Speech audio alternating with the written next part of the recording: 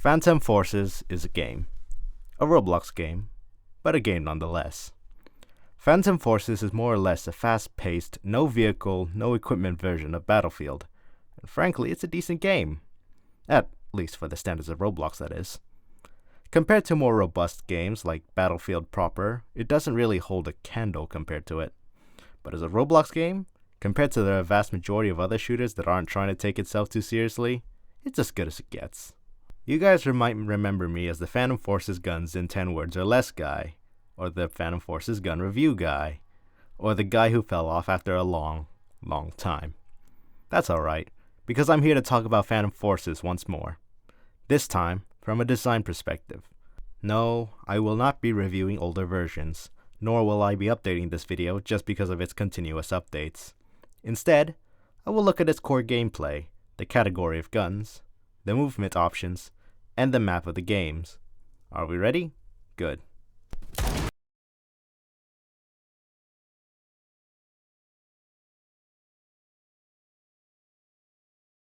Gameplay is the main selling point of Phantom Forces. It is a stripped-down version of Battlefield. There are no vehicles or equipment to worry about. Nothing more, nothing less. From an overall perspective, it is a multiplayer first-person shooter with deep movement tech if you decide to engage with it. Simple as that. But there's obviously more to it.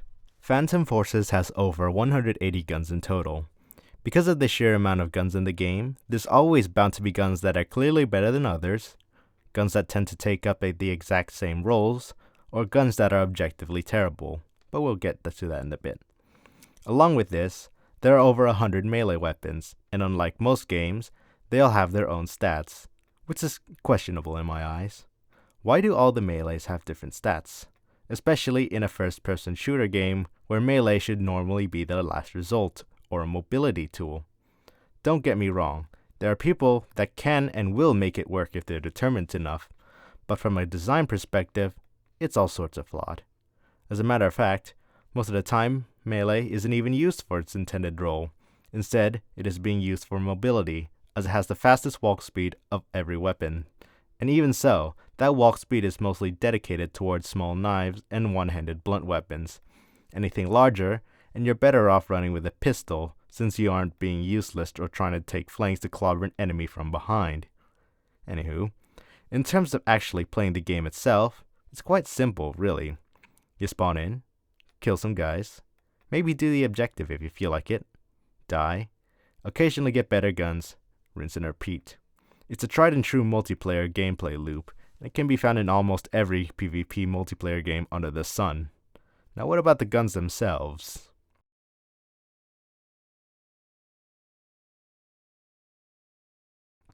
As stated previously, there are over 180 guns in the game, primary and secondary, and including that one training gun that could be used in the melee section, but we don't count that for obvious reasons. Now as a level 0 player, when you start off the game, you will be given quite a few options to play with, that being the AK-12, MP5K, M4A1, Colt LMG, Intervention, M9, and G17. Each of these guns have something unique to offer. The AK-12 introduces you to the 3-round burst if you first learn how to switch firing modes by pressing V, as it is set to automatic by default. By pressing M1 or whatever you have your fire button set to, the AK-12 will release a 3-round burst, making sure that you don't needlessly empty your rounds, but that at the cost of consistency in aiming, as you will always suffer the initial kick whenever you fire, and in some cases, a delay before firing another burst. The MP5K fires fast and excels at close range. The M4A1 is a jack-of-all-trades primary, being fairly controllable with a relatively average damage and damage range. The Colt LMG exists for people that want to spray bullets, and the Intervention, well, is the Intervention. The two pistols function identically, with the M9 sounding arguably punchier and cooler looking than a G17, in my humble opinion. A solid lineup of guns, really. Naturally, when you play, you earn enough XP, you level up, and leveling up introduces you to new guns. The first gun you are given when you are leveling up is the first shotgun, the KSG-12. It does what you would expect out of a shotgun. except this is a KSG-12. You have 14, plus 1 in the chamber, rounds with it, instead of the usual 6 or something. Now why is that? Why not introduce the R870 first? Wouldn't that be a better introductory shotgun? In most video games, a shotgun would carry 6 to 8 rounds of buckshot, and even in old classics like Doom, you carry a more traditional pump-action shotgun, not a bullpup 14-round shotgun from John Wick, as famous as it is. The R870, or at least some other pump-action shotgun like the Mossbergs, would have been a far better introduction to the shotgun category. Either way, this is where you essentially get the gameplay loop of Phantom Forces. You play the game, grind some levels, get a new gun, rinse and repeat. If there's a gun that you really want, but you can't unlock because of its level requirement, fret not. That's where your credits come into play. Credits is how you buy things in Phantom Forces. Got cases but no keys? Buy them with credits. Got crates with no keys? Buy them with credits. Can't be bothered to grind for attachments because you actually value your time? Credits. Want a gun that you don't have and can't be bothered to earn it because it's over a rank 100? Just buy it. Now how do you get these credits exactly? Well, first things first, you win games. When you win games, you earn keys and cases. Keep playing games until you have matching keys and cases. Unlock those cases with those keys to get skins. Not the skin you want, not on the gun you want it to be on. Just sell it. I'm one of those guys that can't be bothered to apply skin to guns, so my inventory looks pretty sparse, barring many unopened cases and unused keys. Now obviously, being a Roblox game, the devs added a little something for us to spend our hard-earned Robux, primarily in the form of, get this, credits. But we'll get to that in a while. Let's talk progression.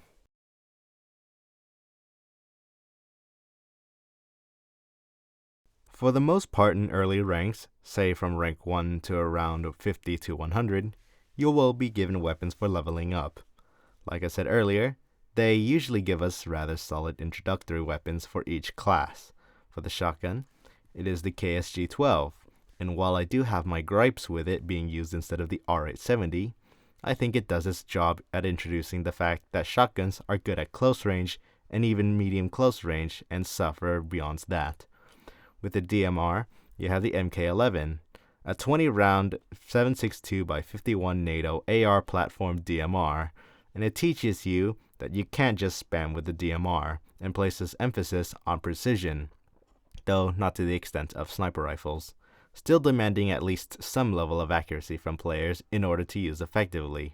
And unlike snipers, they don't always one hit to the head, but can reliably 2 to 4 shot an opponent. You get introduced to the battle rifle category courtesy of the M14. However, I don't think that the M14 is the best option to pick from. Sure, the M14 sounds a bit punchy, and when people think of a battle rifle in real life, the M14 is something a good number of people would think about, with the others including the FN FAL, G3, or SCAR H. However, in terms of how a battle rifle handles, it is very misleading. The M14 is very unusable when used in automatic. The absurd vertical recoil is a bit jarring compared to every other introductory weapon, and what a number of players don't know is that it is preferable to use it as a semi-automatic rifle than automatic. Even when built properly, it suffers at ranges unlike its peers that you unlock later, which is awfully misguiding as players would assume that the battle rifles are only good for close range to medium ranges, but also suffers at long ranges like shotguns, when certain battle rifles, such as the SCAR H and FAL, are more stable alternatives and could actually function in long ranges. So why not, give a relatively stable, slow-firing battle rifle that 3 shots at close ranges and 4 shots at long ranges? Oh. Yeah, see, the SCAR H already does just that. I don't know why it's not the first battle rifle to be introduced instead of the M14, but then again, higher ranking guns don't necessarily mean better guns. Just as low-ranking guns don't necessarily mean that they're bad. But I don't think that this is a good introduction to the battle rifle category unlike every other weapon category. the AK-12, the M4A1, MP5K, Colt LMG, Intervention, MK11, KSG-12, G18, MP412, and Serbu Shorty all are at least good introductory points to their respective categories, but for some reason, the M14 feels like they're trying to drive you away from this category. Why use the M14 when you have much more stable options like the AK-12 and M4A1? Then again, the Beowulf ECR wasn't exactly much of a better introductory point prior to the M14's addition. Oh well. You can always buy the Scar H with credits. Heck, you see rank 30s running around with BFG 50s, something you shouldn't unlock until rank 65. Why? Because it's a 50 BMG rifle that one-shots on the torso at all ranges. Now, let's switch gears.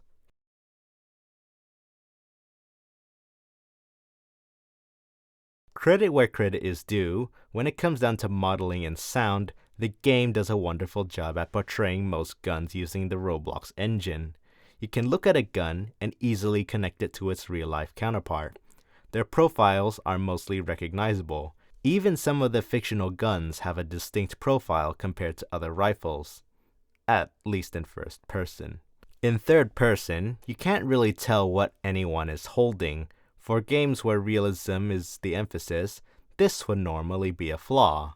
How could you tell that this guy is holding an M16 instead of an MK11? Well, in this game, such questions are thrown out of the window. The game is rather fast-paced, despite having its roots from Battlefield falling more in line with Call of Duty. You don't know what your opponent is holding because you don't care what your opponent is holding. You see opponent, you see red name above, you shoot. Simple as. On a more microscopic design perspective, when looking at the details of its core gameplay, it is solid. It seeks out to be the weird middle ground between Call of Duty and Battlefield, while having a unique movement system, which has a fair bit depth to it in order to properly use. However, when viewed from a third-person perspective, this is where things start to become a bit janky. See, Roblox is capped at 60 frames per second. Being able to track movement in Phantom Forces is pretty important. The more bullets you put on your target, the better. But because Roblox loves its 60 FPS cap and the game's terrible optimization, there are times when the game might stutter a bit, and because of this, more erratic movements start to become unfair advantages. Very often, you'll see the very high-ranking players move side to side and even jump, because they know that the player's jump is higher than it has any right to be, making aiming at the upper body to the head region very inconsistent. As for the user's side, not only is there little to no indicator to teach the advanced movements, there's also a bit of Roblox jank hindering player movements, such as vaulting in places where you don't want to vault, or the player trying to vault over a wall they can't climb, or even just not vaulting at all. Roblox jank at its finest. But hey, it's not impossible to work around these limitations. Let's take a look at things from the top down. I'm a well-seasoned Phantom Forces player. I once uploaded a video weekly, until life took over, but we don't talk about that. From a rather experienced player's perspective, when you've effectively got all the guns that you need, because let's be real, the last guns you're gonna unlock aren't even that good, all you're left with doing is honing your craft, becoming good at the game, and learn the ins and outs. How much do you need to adjust your aim? How do you make your movements less predictable? How do I get my favorite skins for my guns and make it look cool? When you're a relatively high-ranking player, I'd say around over a rank 100, then you should have most of the things that you need. The bulk of the guns that you'll need are mostly unlocked below rank 100, and for whatever reason you don't have, you could just sell your skins and buy it, like how I did with the Hecate 2. Yes, I know I'm a 50 BMG user. I'm not as good as the local Mosin user on the server. I know I have a skill issue, but I digress. Once you have all the guns that you want in the game and all the meta attachments, reflex Kosaku sight, stubby folding grip, compensator muzzle brake, green, blue, yellow laser, what more is there to do? Get good. With multiplayer games, you will always find a bigger fish. Anytime you think you are the best, you'll find someone who's better than you, whether it be through pure reflexes and tracking or knowledge of the map traversal, and you want to become better.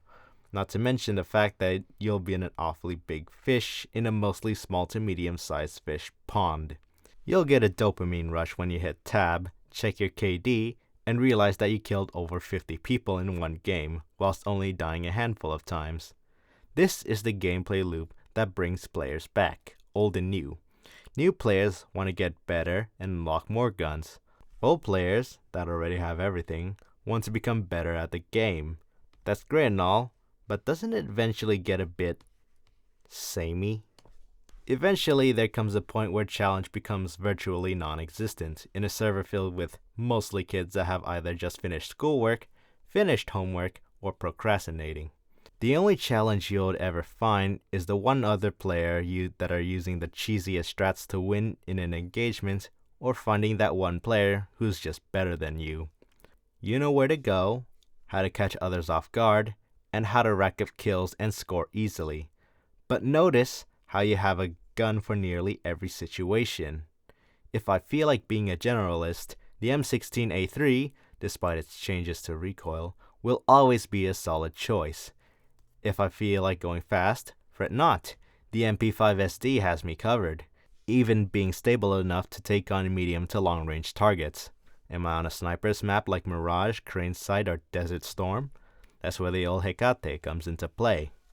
Eventually, you stop looking at the variety of guns because you already found a gun that you are comfortable for literally every situation.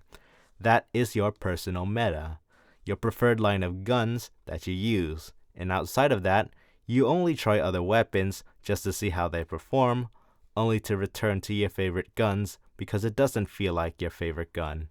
It's not stable enough, it doesn't sound satisfying to shoot, it does bad damage if I try to nail a guy past sneezing distance. Whatever the reason may be, I'm inclined to believe that the higher ranking player you find, the more likely they are to stick to one single weapon, not including their sidearm or melee. Why fix what ain't broke?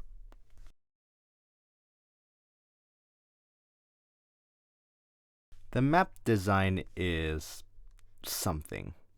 Most of the maps could be divided into 3 categories: close range, long range, and anything goes. Though generally, most players seem to like the last option. Something for everyone, like Desert Storm. Desert Storm as a map is a fairly well made one. There's something for everyone. If you like sniping, you can always snipe from the buildings, from above, or from one of the silos.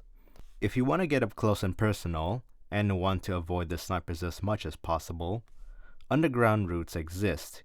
Just be careful not to get camped there. And if you want an in-between, well, you could always look at the middle, where a good number of players would cross. The entire map is practically utilized in all of its ways. Snipers hang out at the edge of the map, players that can rush in could take various routes, and mid-range players could always stand somewhere in between. Not only that, there are obvious sight lines and many places where you are expected to fight, such as around the tanks and somewhere outside of the sniper's buildings. Now we take a look at Bazaar. Essentially one part DE Dust 2 and the other part all original. What does this map have to offer? This is a CQC oriented map. The center portion is where most players will be rushing in and shooting each other to death. Though there are 2 sight lines, both of which are on the outer edges of the map, aka the flank routes. To me, this balances out the flank routes. It adds a factor of risk on whether you would want to get caught out by the enemy marksmen and snipers. Some might argue that it's unfair, but hear me out. Both sightlines also have their own flank routes. The map is designed with CQC and mid-range combat in mind with a pinch of long range, and it does that awfully well. There are enough obstacles to make sure that there are places to take cover and even use to go faster via vaulting. However, one of the main flaws of the map is, well, the middle. It is extremely cluttered here, and considering the fact that this is where most players will flock to and engage in CQC, more likely than not, you're not going to make it out of there alive. There are 1, 2, 3, 4, 5, and if you count the upper areas, 6 places where you can get shot from. As soon as you get caught out, you are very likely to die here before you could register how many guys you were just fighting. But it's the middle point. That's even where the hill is if it's a King of the Hill match. But wow, it is not fun trying to assault that position. It's not perfect, and it definitely has its flaws. Now if we really wanted a flawed map, Mirage comes to mind. In all iterations of Mirage, it is a sniper's haven. It is extremely hard to run through buildings without getting spotted by at least one sniper, especially of the ballistics tracker variety. There are incentives to go out of your way to capture points or collect tags, but the map isn't designed with these points in mind. It is designed for one thing and one thing only: sniping. And frankly, it isn't fun to fight in any of these maps. The one area CQC can take place is also extremely cluttered, but this time, it works to its detriment. Similar to the middle of Bazaar, the areas where CQC are dedicated to have many openings, except not only are you being assaulted by other CQC players that are likely doing the objective, but you are also helpless against enemy snipers. At no point is it really fun being shot in the middle of a situation that you would have no realistic chance of getting out alive. Oh, you should get good, I hear you say, and to that, I have to say, get 50 cal, idiot. There's also another map where instead of being sniped from everywhere, you are being rushed from everywhere. Think Shipment, but arguably worse. You can easily run into enemy spawn points. You can easily be shot from 4 cardinal directions in any given moment. And of course, verticality. Hot take, verticality in CQC maps are not fun. They're fun if you get there, but they're not fun if you're shot by the people above. Because not only are you juggling your attention between the enemies that could pop up from up to 3 to 4 directions, you have to pay attention upwards to make sure that you aren't being shot out of nowhere. I doubt that a number of players would feel like, oh, all I have to do is look up. No. That right there is an unfair situation that you have actively subjected yourself to in order to traverse the map and avoid being overwhelmed by the enemy. That ain't fun. That's unbalanced. My solution here is just to lower it down just enough so that players don't have to look as much when trying to register in the entire scene, but high enough to a point where it can't be traversed or climbed into by super jumping. That way, it still forces players to climb the thing instead of being able to leap from above, turning it into 2 maps in one. Right, I think I talked enough about map design, the good, the bad, and the ugly. So far, we've established that the gameplay is meant to be simple for Roblox gamers. The guns, while they do have over 180 of them in total, can mostly be boiled down to a few favorites, with little incentive to try anything except for the laser beams. Attachments seem to have one meta setup. The visual design is quite well made despite using Roblox assets, and the map design, which is very hit or miss. Now, what are some things that could make Phantom Forces a better game than it already is? I mean, sure, in certain hours, it could even rival Arsenal, the most popular FPS games on Roblox, but I feel like it could do better by taking a few pages out of Bad Business's book.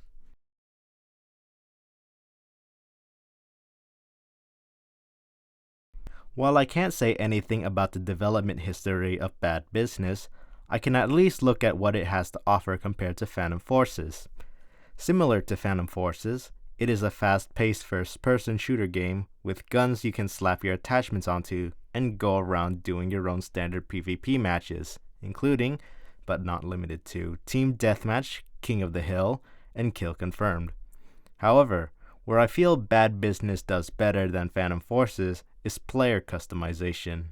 Now, before you rage at pitchforks and tell me that the player character is perfect and shouldn't be changed because there's nothing bad about it, let me remind you that all promotional material for this game, both the preview pictures and even the Roblox figurines, give something different than whatever this model is.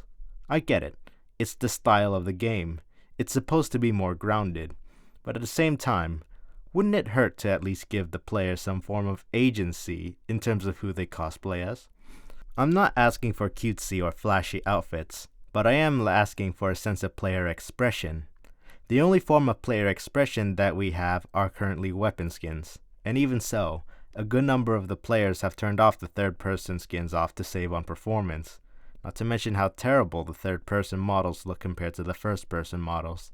I've already stated previously that players tend to pay more attention towards the other player over the gun they're using. So something like being able to switch out helmets, vests, outfits, and the face would all be nice inclusions for the game. Stylus has proven that they can indeed make additions towards player models in the form of events. So is it really too much to ask for to add cosmetics, different helmets, vests, and outfits onto players? Then again, I do acknowledge the arguments against it, such as the fact that the golden age of Call of Duty games and Battlefield games didn't have any player customization built into it. All you see is the enemy soldier and you shoot at them. Though as time went on, as did the gaming landscape, character skins were added, so why can't Phantom Forces have the option to add such character skins to the game? It gives everyone a sense of individuality, and it feels different compared to the slew of blank smiling Robloxians in the game. However, there's one thing that needs to be done right, and it's monetization. You'd have to put out a shop that would rotate and cycle between a random assortment of customizations and either change it daily or weekly. However, the cosmetics shouldn't be overpriced, nor should it be too cheap for what they're selling. Too cheap, and everyone has it. It doesn't feel rewarding when it's bought, and everyone would still have a pool of credits to use even if they got what they want. Too expensive, and Stylus would be called out for ripping off their players. Just make sure to strike a good balance for pricing, and make sure to take into account how many credits players earn per week.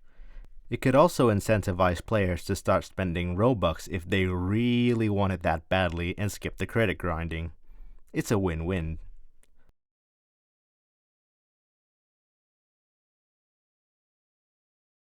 So what can I draw from this game? This game is a flawed Roblox classic.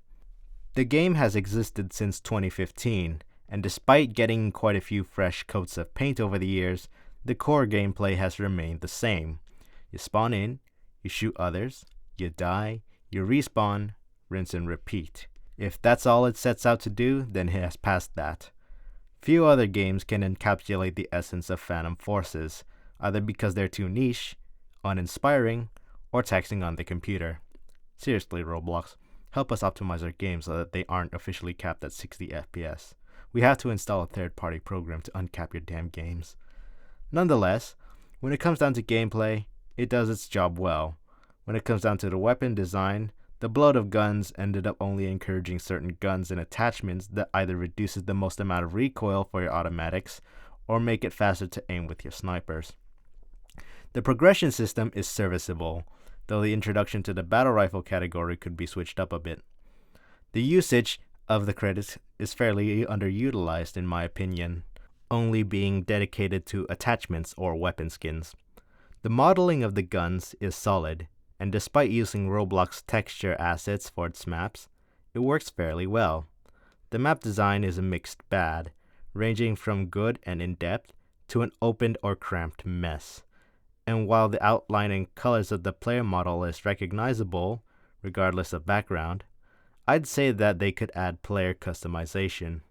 It gives a way to express ourselves outside of our guns, and it has the potential to rack in more Robux to the developers if done properly. It's a win-win. But if it doesn't seek to change anything, that's fine. At the end of the day, it's a Roblox game. This isn't a big hit like BattleBit Remastered or Call of Duty. It's Roblox. Great concept, but janky execution.